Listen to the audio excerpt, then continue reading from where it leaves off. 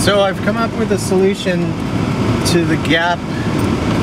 I've come up with a private solution to the gap in wealth and income in the United States. And this can also help out in other countries. And I just thought of this. Well, sort of just thought of it. I just thought of parts of it before. But anyway, so it's not totally ironed out. But again, it's a private solution. Government, so this makes everybody happy, right? Government doesn't necessarily have to be all that much involved. Not any more than they are now in anything else. And it still mitigates the problems that come from private industry running all kinds of stuff. It helps mitigate them anyway. So here's the idea. We start a system, kind of like a cooperative, or a chain, a certification, for example. So, sort of like how right now the Better Business Bureau might, or in the past anyway, the Better Business Bureau would certify certain businesses as, you know, being a good business. So the certification is this, and by the way, one of the greatest things about this is that it will help ensure that CEOs don't make 400 times the salary that their lower employees earn, which is a problem for shareholders as well as it is for the employees themselves, which goes without saying. But so here's how it works. So this idea will also help shareholders of big businesses. So and it helps us deal with the problems that we have with banks. So the way it works is we certify the banks and we certify businesses, especially the big ones that are publicly held, as and we impose rules. The rules are, for example, the CEO of, let's say, Wells Fargo, because they're a huge and evil bank. Let's say the CEO of Wells Fargo can only make 50 times as much, or, you know, whatever. It's arbitrary.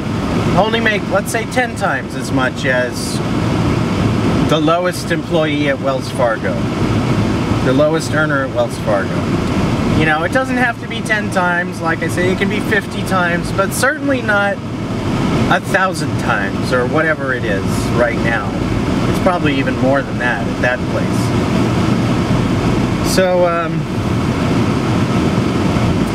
So these rules will go across the board. So it also solves another problem, which is the problem of attracting top talent, which is one of the complaints that you hear all the time. Oh, we can't lower our salaries for top CEOs, or you even hear this in public institutions like universities. I heard recently the chancellor of UC Berkeley, I think it was, he's only making $300,000 a year, and he needs a raise because the chancellors at other schools are making more money and top talent will just leave and go to the other schools. So when everyone is playing by the same rules, we don't have this problem. And the way that that's imposed is people will only patronize the businesses and institutions that have these certifications. So, for example, you have a choice of going to Bank of America, which in my scenario doesn't have the certification, or Wells Fargo, which does. And I don't want to sell Wells Fargo because I really like credit unions, and the credit union idea is much better, so please don't confuse that. Anyway, so we need a different example. Wells Fargo is maybe clouding your thinking. So let's say we're talking about God, a cell service provider, communications provider. Two businesses, let's say they offer the same service. Let's say you're talking about AT&T and Verizon, or T-Mobile and Verizon, or whatever it is. One of them has this certification, the other doesn't. One of them, you know that if you buy your cell service and you're getting the same service, it's no different, except that one of the companies is certified so that their CEO is limited to making 50 times what the lowest worker makes. And so as a shareholder, you know that's a great deal because you're going to get more dividends or whatever the hell out of your investment. Your money is not all going to this incredibly wealthy CEO.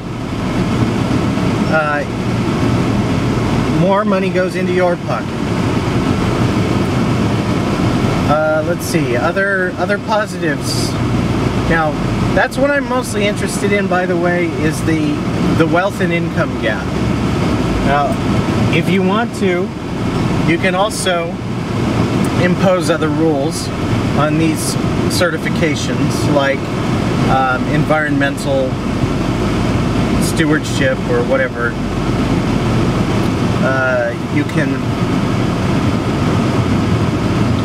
Anyway, income gap is the problem, and this is a private solution that doesn't involve government. Government, I would love government to have a role, and I would love government to solve this problem, and I have a lot of ideas as to how government should do that by increasing, not decreasing spending, and increasing taxes.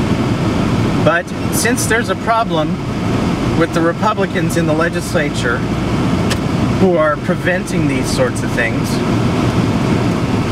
this is a solution for everybody.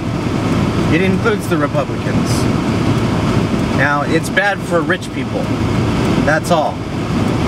If you happen to be rich, now people are, maybe they're not going to make you richer than you already are. So there you go.